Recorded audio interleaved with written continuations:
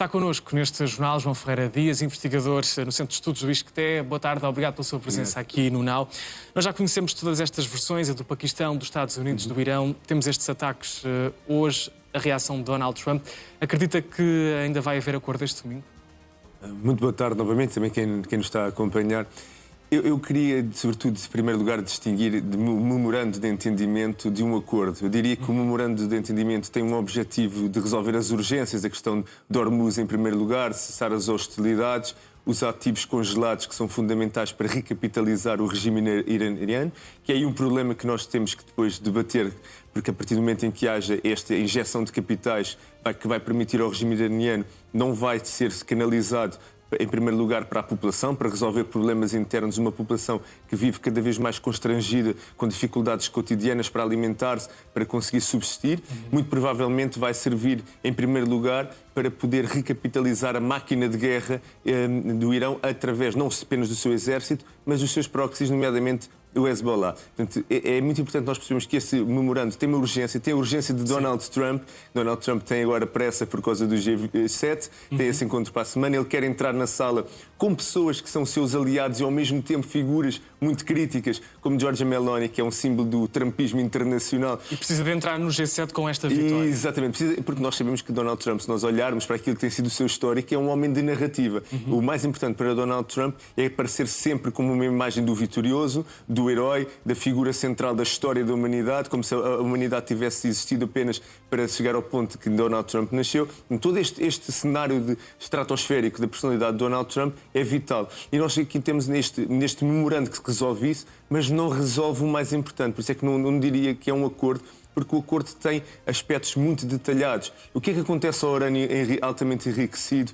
Como é que vai ser feita a fiscalização? Quem a vai fazer? Para já parece uma questão esquecida, a questão do urânio enriquecido e a questão do nuclear. Claro, esse é o problema. Donald Trump, como bem referia agora na peça, Donald Trump disse que este acordo vai ser favorável para Israel.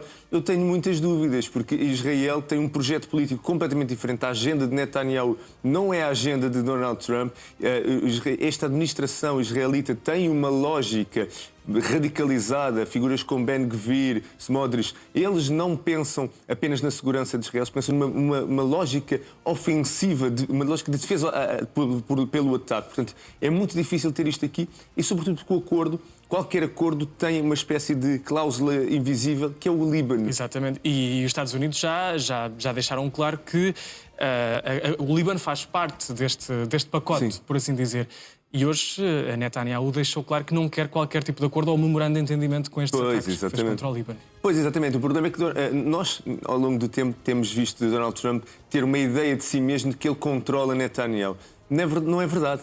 Nós cada vez percebemos mais que Netanyahu tem uma perspectiva da sua relação com Donald Trump de que consegue manipular Donald Trump. Se nós recuarmos um pouco no tempo, nós sabemos que antes deste eclodir da guerra, na sala de pânico, chamemos assim, do governo americano, Netanyahu convenceu Donald Trump que seria uma ação rápida do qual ele poderia sair como o grande homem que resolveu o problema do Médio Oriente. Foi avisado de que era mentira, mas esta necessidade de aparecer como grande vitorioso foi mais forte. Porque, de facto, nós olhamos para esta questão de Israel e é muito complexa, porque o Líbano não é um país, não é um Estado que nem o Irão nem Israel querem ver como um Estado viável, um Estado que resolve os seus problemas internos. Aquilo é um Estado artificial, construído com uma teia de diferenças de grupos étnicos, grupos religiosos. Aquilo não é um Estado-nação, como se costuma chamar em ciência política. Não é? Aquilo é uma manta de retalhos muito difícil de ligar, no qual Israel tem uma lógica de muro avançado, uma espécie de zona tampão, e que prefere ter um Estado inviável do que um Estado que sirva de ação ofensiva por parte do Irão, e o Irão quer ter ali uma zona de ataque, uma zona de influência estratégica. Portanto, estas duas potências regionais debatem-se dentro do território libanês. Portanto, esta situação vai ser muito difícil de ultrapassar quando os dois têm objetivos completamente diferentes. A agenda americana é rápida, Israel tem uma agenda de profundidade e que não é uma agenda apenas defensiva. Nós percebemos que o sul do Líbano é cada vez mais um objetivo novamente voltar a anexar a região para controlar a questão. E, por outro lado, o Irão olha para a população xiita do sul do Líbano, mas também do sul de Beirute, como uma população que é preciso proteger. E aqui entra novamente o Hezbollah como uma força de defesa identitária da população, de luta contra o grande Satã, que é os Estados Unidos, o pequeno Satã, que é Israel. E Israel vai continuar a ser precisamente esse fator de desestabilização. Exatamente. Para se poder chegar a um memorando de entendimento entre Estados Unidos e Israel. Hoje também, e falava há pouco das narrativas, hoje Donald Trump faz anos, seria importante para Donald Trump ter também este presente, mas o Irão não vai querer dá-lo certamente ao longo deste domingo. Portanto, é possível que até ao G7 seja alcançado esse memorando de entendimento, apesar destes ataques que vão acontecendo. Eu acho que Donald Trump vai tentar ao máximo. De facto, este era o presente de aniversário que ele queria dar a si próprio. Exatamente. É um homem muito egocêntrico. Sim, completamente. Portanto, o Irão, eu não diria que o Irão não lhe quer dar. Eu penso que neste momento Donald Trump está profundamente revoltado com Netanyahu porque é ele que lhe estragou a festa de aniversário. Pois. E deixou isso claro, ele responsabilizou Israel pelo facto de não haver um acordo no Porque qualquer entendimento que possa existir coloca um problema. Quem vai controlar o Hezbollah? É possível desmantelar o Hezbollah? O Irão terá interesse em desmantelar o Hezbollah? Quem vai controlar Israel e a deriva radicalizada? Porque se Netanyahu sair, virá outra figura possivelmente muito mais radicalizada e que tem uma visão diferente para Israel. Portanto, Israel quer preservar a sua margem de manobra ofensiva de destruição do Hezbollah, mas também de destruição do regime iraniano. Portanto, são dois regimes que se odeiam mutuamente, do qual é muito difícil colocar em diálogo porque nenhum quer dialogar um com o outro. Portanto, a situação é mesmo muito difícil. Donald Trump, até ao G7, nós poderemos ter essa expectativa. Eu tenho medo de cair numa espécie de wishful thinking, daquela ideia e de que nós queremos tanto que se resolva que caímos numa análise em que estamos já a fazer profetismo. É difícil. Há alguma expectativa, a fazer isso há mais de 3 meses, na Exatamente. Até porque Donald Trump foi prometendo, já prometeu 38 vezes que o acordo estava iminente. Portanto, temos de ter cuidado. A propósito do G7, vou só pedir que fique connosco mais um pouco, até porque estamos agora a receber imagens em direto que nos chegam de Genebra, na Suíça. Há milhares de manifestantes neste momento em Genebra a manifestar-se, a demonstrar o descontentamento com o grupo G7. Estamos a ver protestos muito violentos na Suíça, isto nas vésperas desta cimeira, que não vai acontecer na Suíça, mas na cidade de Evian-les-Bains, que fica em França.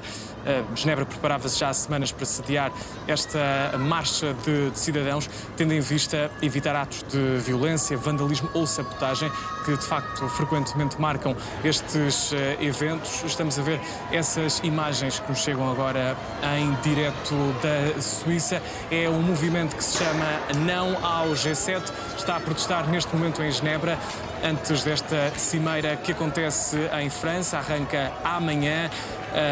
Já são vários os espaços públicos vandalizados. A polícia tem sido obrigada a intervir com recurso ao gás lacrimogéneo e também canhões de água para dispersar a multidão. Estes manifestantes dizem que o G7 se trata de uma reunião de riscos e que as medidas rigorosas de segurança estão a prejudicar a vida cotidiana. São imagens de violência que nos estão a chegar agora em direto a partir da Suíça.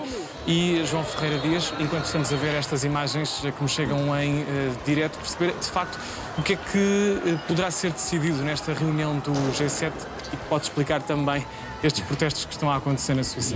Eu colocaria, se me permite, em dois planos, os protestos e a cimeira. Exatamente. Porque esta questão dos protestos entra muito perto daquilo que são os meus temas de investigação principais, a polarização, as guerras culturais, o populismo, todas esse cenário de polarização afetiva que nós vivemos. E aqui o que nós percebemos, quando olhamos para este tipo de manifestações, é que nós percebemos que estes grupos, embora em algum momento tenham uma lógica benemérita por trás, eles têm muita dificuldade em olhar para a história através da sua complexidade, olhar para o momento político. Este é um momento político em que estas ações pouco produzem efeito, a não ser o sentido contrário. Nós olhamos para isto, muito desta narrativa que está por trás é olhar ainda a partir de que se chama uma lente pós-modernista, em que o mundo ocidental, a Europa e os Estados Unidos são continuidades neocoloniais do mundo. Ou seja, é preciso desmantelar esta lógica neocolonial para trazer um mundo melhor e que o G7 e todas estas lógicas representam os eixos multilaterais dos Estados, representam forças multilaterais. Isto é um problema porque esta visão delas como figuras demoníacas e neocoloniais desconsidera outro aspecto. Primeiro, coloca as outras forças que são teoricamente oprimidas como figuras históricas e puras da história, portanto, imaculadas vítimas da história. e, por outro lado, desconsidera que, na verdade, muitos daquilo que são os nossos valores centrais do direito internacional, do direito internacional humanitário, aquilo que nós chamamos os direitos humanos, são um produto cultural ocidental. Portanto, são estas instituições multilaterais, como o G7 e outras, como a ONU, que podem garantir o avanço daquilo que são os direitos humanos. Dito isto, portanto, estas ações não têm nenhum produto concreto, político e social. Muito provavelmente as pessoas vão estar contra isto e não a favor, portanto não produz efeito. Isto podia-nos convocar, por exemplo, o debate sobre os efeitos políticos e sociais da flotilhas. Sim. Que têm o mesmo tipo de narrativa e mesmo tipo de contradições. Sim. E que polarizam a sociedade. E depois acaba por se virar contra os próprios que estão a manifestar-se. Porque muito mérito que seja, a mensagem que está por trás, a questão dos abusos de poder, a falsa moralidade muitas vezes dos países ocidentais. Mas a forma não é correta. Exatamente, acaba sempre contraproducente, porque as pessoas, permitem-me usar esta expressão que há quem não gosta, mas as pessoas lá em casa, como se costuma dizer, sentem-se revoltadas e não se revêem neste tipo de ações. Por outro lado, nós percebemos que o G7 é naturalmente uma lógica política que procura salvaguardar interesses de potências. E é aí que entra naquilo que é a visão destes grupos. São potências a defender os seus interesses. Mas nós, neste momento, se nós olharmos para o G7 e voltarmos àquilo que nós falámos anteriormente, nós percebemos que estão ali figuras como Meloni, como Starmer, como Macron, como Mark Carney, que são figuras que, permita-me a expressão, desempenham um papel quase pedagógico face a Donald Trump. Sim. Acabam por lhe explicar, atenção, que Vladimir Putin, você tem um fascínio por Vladimir Putin. Vladimir Putin não é um democrata, não é uma figura autoritária, autocrática. Ele invadiu a Ucrânia, ele pode chamar-lhe o que quiser, mas aquilo é uma invasão que viola, por exemplo, viola direitos humanos, como o direito das crianças, que é um direito básico e central, que é o direito às crianças terem a sua proteção e viverem junto das suas famílias. Pensarmos nas crianças que foram levadas para fora dos seus progenitores, das suas famílias. E está a grande diferença entre os líderes europeus e Donald Trump. Exatamente. Não vou dizer um líder dos Estados Unidos, mas Donald Trump. Sim, eu gosto dessa ideia porque nós temos também de ter esse exercício de separar Donald Trump dos Estados Unidos. Embora eu tenha também muito cuidado quando às vezes nós ouvimos muitos comentadores dizer que a democracia americana está salvaguardada, as instituições vão sobreviver. A literatura tem chamado muita atenção para isso. Não é muito otimista. Não sou Mesmo muito quando otimista. Donald Trump abandonar a Casa Branca. Pois o problema é que quando Donald Trump abandonar a Casa Branca e não sabemos quem vem, J.D. Vance é uma figura muito mais calculista, pragmática e nesse sentido é muito mais perigosa, porque ele instrumentaliza muito a polarização social americana, a polarização afetiva, as guerras culturais, a oposição entre progressistas e conservadores, naquela linguagem mais tradicional, que embora eu tenha muita dificuldade com este tipo de classificações, para conseguir os seus objetivos. E se nós olharmos para aquilo que é as suas referências, nós pensamos em Berlusconi e podemos pensar em Viktor Orbán. Figuras que revêem a Constituição, que procuram controlar as instituições, reverter aquilo que são os checks and balances, a separação de poderes. A democracia é feita, as instituições são feitas por pessoas. Não são organismos biológicos independentes que funcionam sem as pessoas. E isso torna-se difícil garantir qualquer salvaguarda das instituições. Portanto, é preciso ter cuidado, mas temos expectativas para os Estados Unidos.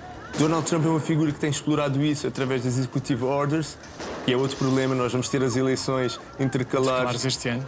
Donald Trump poderá contornar esta situação através de ordens executivas, portanto, um abuso constitucional, daquela margem constitucional para poder decidir à sua vontade. Mas o futuro não é garantido porque o Partido Democrata também não se soube reinventar. Isto é uma outra grande discussão. Sim, e quem é realmente a figura forte à frente do Partido Democrata. Enquanto isso, chamo também a atenção para estas imagens que nos chegam em direto da Suíça. Estamos a ver aqui uma forte carga policial. São milhares de agentes da polícia neste momento. Estão frente a frente com os manifestantes, usam canhões de água para dispersar os manifestantes, mas também para apagar alguns focos de incêndio que se vão formando. Estes manifestantes que estão a incendiar caixotes do lixo. Já vandalizaram também vários edifícios, várias lojas e não só. Imagens de alguma violência que nos chegam da Suíça, de Genebra, nesta véspera de G7.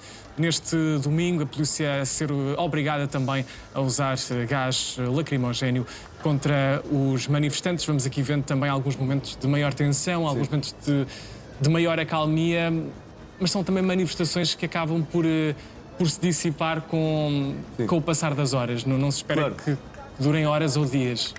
Sim, exatamente. Na verdade, são acontecimentos mediatizados, aproveita-se as câmaras, cria-se uma desordem. Aqui agora em frente à Assembleia da República, Sim, há exatamente. cerca de 1 ou 2 semanas. Exatamente. Portanto, no fundo é isso como estava a referir. São momentos, são episódios de máxima escalada que permite transmitir uma mensagem que é difícil chegar às pessoas como estava a ser referido. Se nós colocarmos no lugar de qualquer pessoa que está a ver estas imagens lá em casa, o que é que vai pensar? Lá estão eles a criar desordem, a criar o caos, a desrespeitar as forças da autoridade e isto não produz nada. Porque não há nenhuma mensagem, nós não conseguimos perceber qual é a mensagem. Exato. Ou nós estudamos a mensagem que está por trás. Mas a ou imagem então, que para passa é só de querer Exatamente. destruir, de querer vandalizar, não é? Exatamente. É isso que as pessoas veem. E eu creio que qualquer movimento que procure consciencializar as pessoas deveria ela própria consciencializar-se de que através de uma mensagem calma, através de um trabalho que é mais difícil, mas é um trabalho de ponderação, de consciencialização das pessoas que consegue passar uma mensagem. Hoje com as redes sociais consegue-se transmitir uma mensagem muito mais depressa, sobretudo se for polarizada. E isto é polarizado, Sim. mesmo que tenha o subtexto, um substrato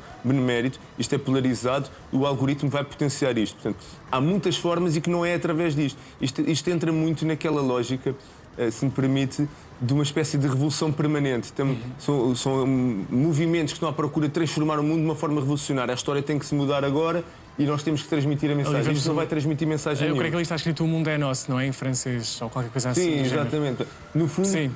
o que é que isto parece? Parece na verdade, para as pessoas, isto vai ser interpretado como uma desordem civil. Não vai ser interpretado como, atenção, eles estão a chamar a atenção para a exploração de recursos, como o planeta Terra não tem capacidade de responder àquilo que tem sido a extração excessiva, àquilo que são violações de direitos humanos. Não chama a atenção, por exemplo, à forma como a inteligência artificial, por exemplo, produz o aquecimento que vai gerar problemas em relação aos recursos hídricos, que não vai Chama a atenção para os reais problemas da sociedade de hoje, não é? Que é difícil de consciencializar as pessoas, Sim. mas tem que ser feito por aqui. Isto aqui não faz nada. Isto é apenas uma reprodução típica, por exemplo, do que conhecemos em França, desde os coletes amarelos, etc. Movimentos radicalizados que procuram criar o caos social mais do que tudo, do que transmitir uma mensagem. Quando se cria o caos social, aquilo que se consegue é anticorpos. E, por regra, aquilo que nós sabemos, e a ciência política tem mostrado isso claramente, a experiência e os estudos empíricos, que quando se procura transmitir uma mensagem de forma radicalizada, o que acontece na população é que ela segue o sentido contrário. Ou seja, se nós olharmos para outro campo político, aquilo que são mensagens, por exemplo, combate ao racismo, à homofobia, ao machismo, quando é colocado num patamar de visar a purificar a sociedade, dizer as pessoas são todas opressoras, aquilo que produz é a reação contrária. As pessoas vão para o campo contrário porque encontram uma espécie de ali entendem. E assim os extremos se vão alimentando. E, exatamente. E aqui isto é o que vai acontecer. Aqui não temos extremos imediatamente para alimentar, Exato. mas temos um contexto em que as pessoas vão rejeitar claramente estas atuações. Isto não vai produzir nenhum efeito. O G7 vai continuar a ocorrer, o mundo vai seguir e os problemas reais não estão a ser resolvidos com esta questão.